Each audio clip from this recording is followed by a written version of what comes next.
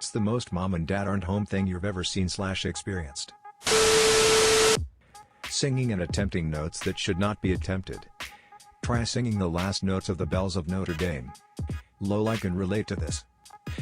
Not just the Hunchback of Notre Dame songs but also from Phantom of the Opera, Hamilton, In the Heights, Chicago, Sweeney Todd, Disney songs and a whole lot more. A fellow musical theater enthusiast, I have to ask, do your neighbors hate you?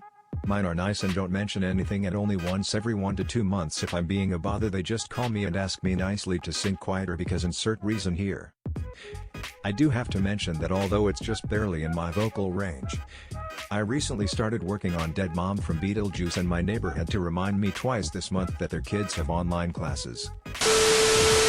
Many moons ago when I was a freshman in high school, my friend and I had a brilliant idea of getting drunk before basketball practice. We went to my house because both of my parents were working. For some reason we got a blender and we were blending and downing screwdrivers. We were smashed and left the house and started walking to practice.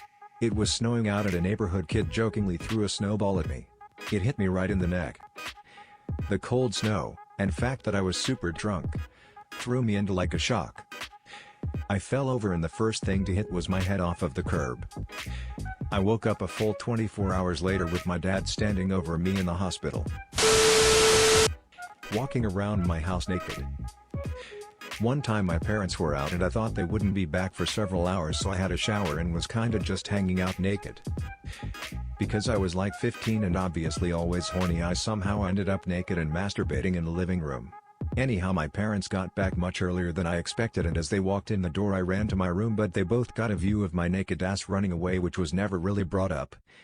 But the memory still haunts me to this day. Doesn't this happen to every 15-year-old boy? For me it was listening to loud music and playing video games on the big TV. I never threw parties because I was afraid people would trash the house. If movies have ever taught me anything, it's that you should never throw big parties while the parents are away. My buddy did that. His parents had just had new wood floor laid. Girls' stilettos trashed it and it had to be ripped up and all the lawn furniture ended up on the roof. Good party, but man, his parents were pissed when they came home. Good times. When I was a kid, my friend Juan and I liked to make parachutes for our action figures out of plastic grocery bags.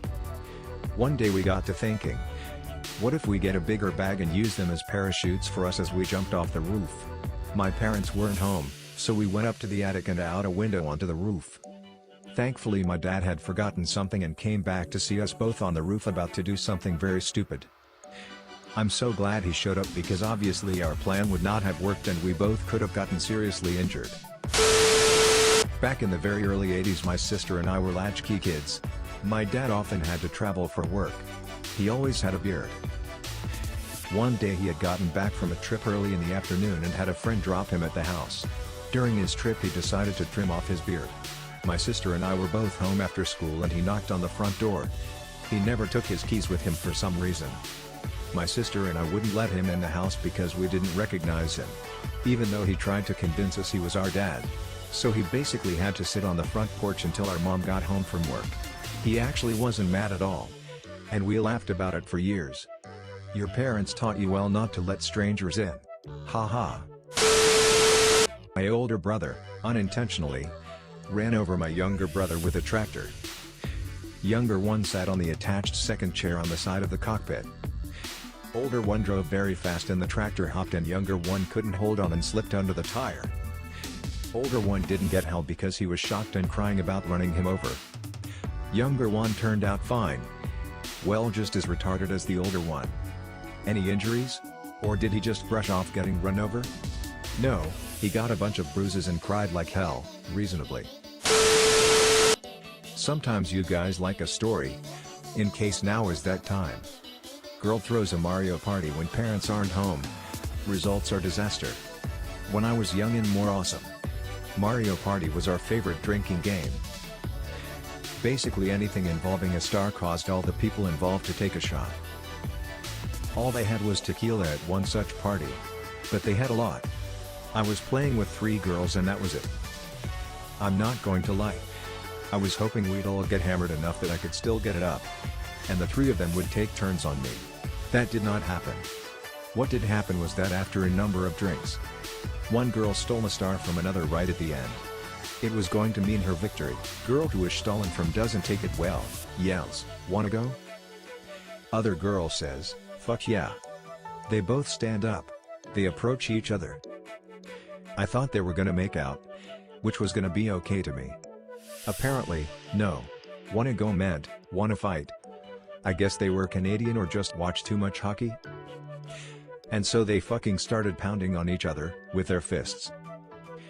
And it was nasty, hair pulling and closed fist punches and swearing and nails. Me and the other girl jumped in and separated them, but already the one girl had a black eye.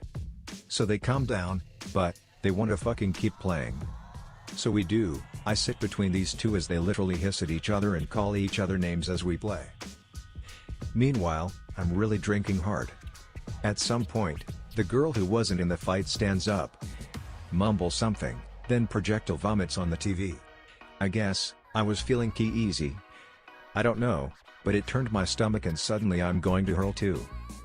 I don't know what I was thinking, but I stick my head under the pillows on the couch and puked basically inside the couch. The girl who owns the house was one of the fighters, and is understandably pissed and starts beating on me.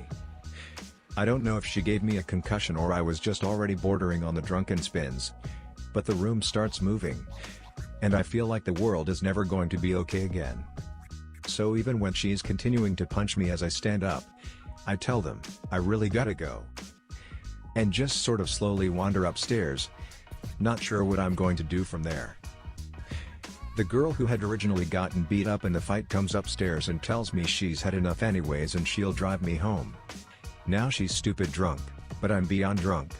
I'm some kinda unwell and not thinking. So tell her it's fine, so I just follow her lead. She takes me by the hand, leads me out the door. She opens a car door and puts me in the car. Then gets in to drive, throws her foot down on the gas.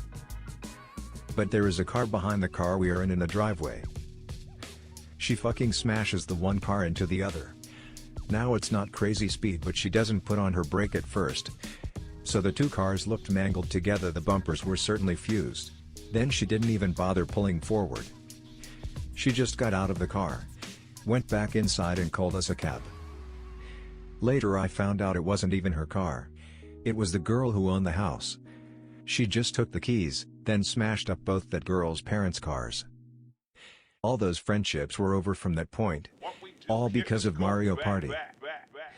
1. Drinking and driving really isn't good. Even if, like in this story, it results in comedy, you could kill people. So be smarter than me.